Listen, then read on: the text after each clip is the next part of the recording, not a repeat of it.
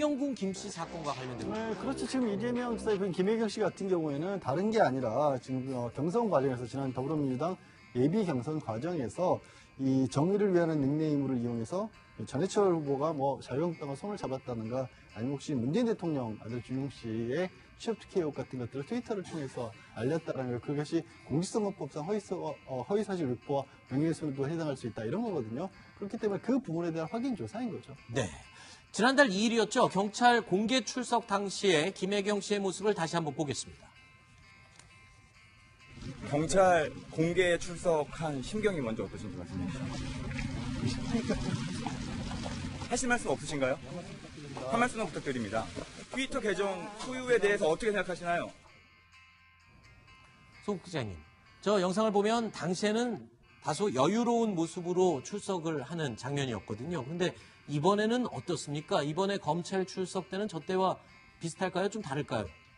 조금은 분위기가, 물론 출석하는 아마 김혜경 씨의 표정이나 이런 부분은 비슷할 걸로 보입니다. 그런데 네.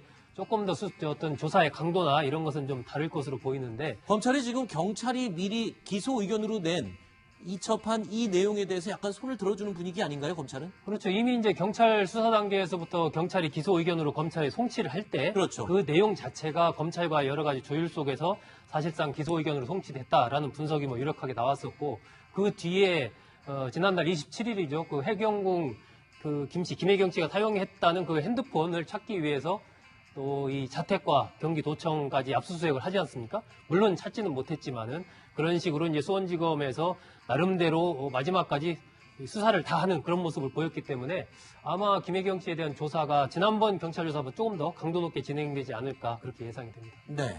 자, 해경궁 김씨 사건 이외에 또 다른 의혹이죠.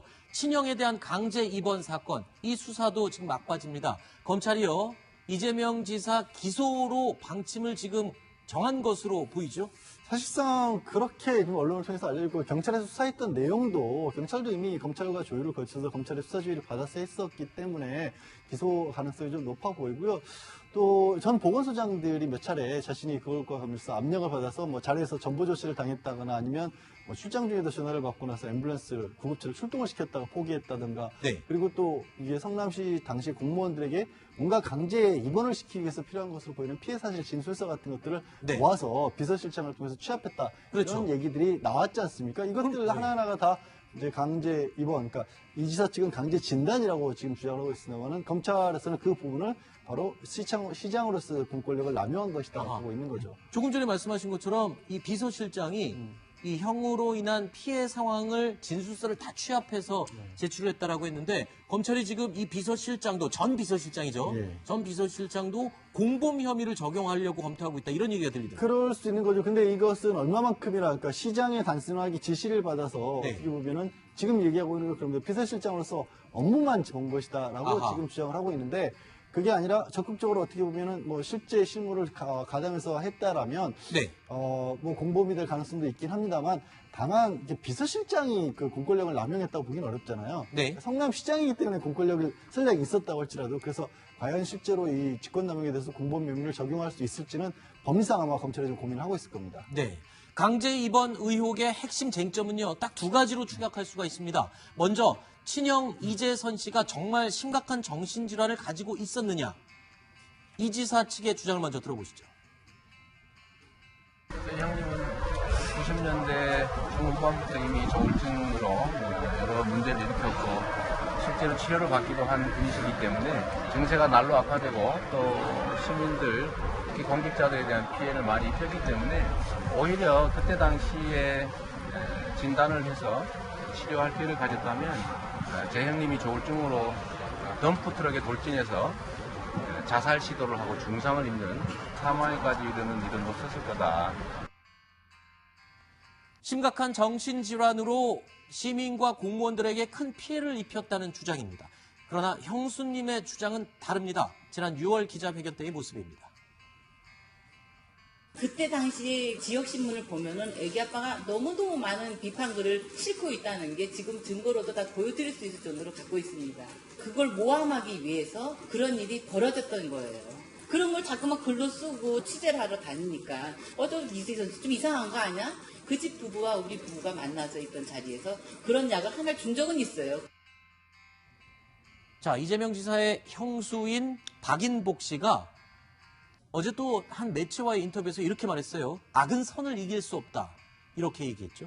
네, 그렇습니다. 남편이 그렇게 살아있을 때 사필규정 이렇게 했는데 네. 지금 보니 정의가 살아있는 것 같다라면서 악은 선을 이기지 못한다라고 얘기를 했고요. 2013년 남편이 교통사고를 내기 전까지 남편은 정상적인 일반인과 같았다 이렇게 주장을 하면서 이재명 지사 측을 정면으로 반박을 했습니다. 네. 자, 조금 전에 얘기했던 이 사건의 핵심 쟁점 첫 번째입니다. 그러니까 정말로 친형 이재선 씨가 정신질환이 있었는가 하는 부분입니다.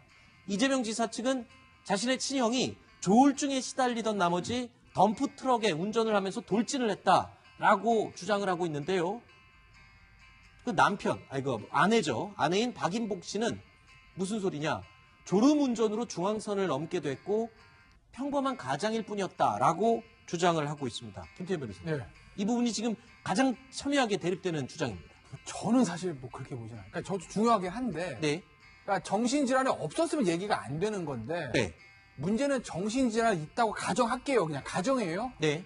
그럼 정신질환이 있으면 시장이, 야, 우리 형 정신질환인데 잡아넣어. 그럼 잡아넣습니까? 아니죠. 아니, 그게 이제 문제거든요. 네. 그러니까 정신질환이 없으면 그 말할 것도 없는 거고. 근데 이 사람이 정신질환 있는지 없는지는 보기에 따라 조금 다를 수는 있어요. 보는 시각에 따라서. 그리고 뭐 네. 병원 진단마다 조금 다를 수는 있으니까 이것도 중요한 거지만 더 중요한 건 설사 정신질환이 있다 하더라도 그러면 이재선 씨를 강제 입원시키는데 이재명 시장이 시장으로서 적절한 권한을 행사하는 거지. 네. 그 절차적 위법성이지. 그게 우리가 좀 중요하다고 봐야죠. 바로 그게 지금 제가 말씀드리려고 준비했던 두 번째 쟁점 사항입니다. 자, 두 번째 쟁점 사항. 지금 김태현 변호사가 얘기한 것처럼 강제 입원 과정에서 이 과정이 적법한 절차를 밟았느냐 아니냐 이 차이입니다.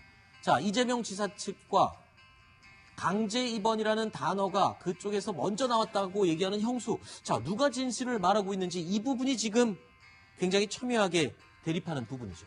그러니까 이제 이재명 지사의 부인인 김혜경 씨가 사실 이제 그 박인복 씨의 딸이죠. 딸과 통화하는 내용에서 보면 강제 입원이라는 이야기 나오지 않습니까? 네. 너 그 작은 아버지 강제 입원하고 내가 말렸다 이런 이야기 나오는데 이제 제일 중요한 건 2012년과 2014년입니다.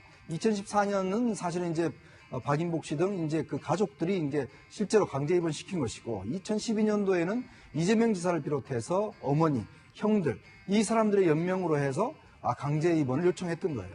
근데 문제는 그때 당시에 이제 그 공무원들 아까 말씀드렸던 비서실장이 공무원 8명의 진술을 받아서 이 사람이 어떤 정신적인 문제가 있다. 이런 걸 근거로 해서 이제 강제 입원을 시도를 했는데 당시에 보건소장들이 이거 법적인 거부했죠. 문제가 있다라고 해서 둘 다 거부했지 않습니까? 네.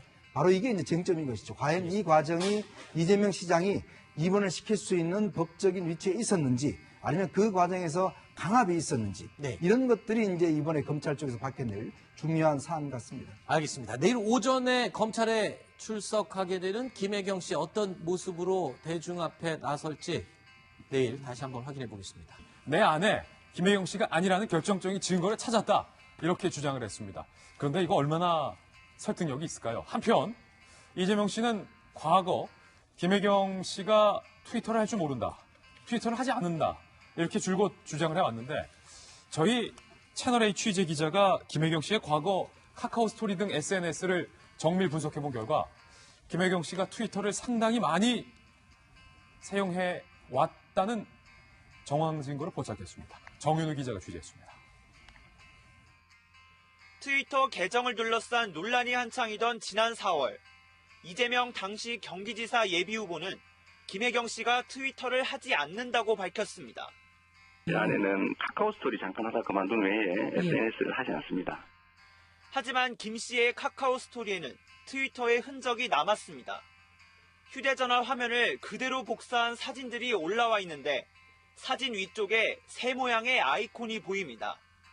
트위터에 새로운 글이 올라올 때 나타나는 겁니다. 트위터에 올라온 방송 뉴스를 자신의 카카오 스토리로 가져온 흔적도 있습니다. 이 기능은 트위터에 가입해야만 쓸 수 있습니다. 트위터를 한 적이 없다던 기존 해명과는 배치된 겁니다. 이에 대해 이 지사 측은 김 씨가 SNS 활동을 하지 않은 것으로 알고 있다면서도 다른 사람이 올린 사진을 가져와 다시 올렸을 수 있다고 해명했습니다.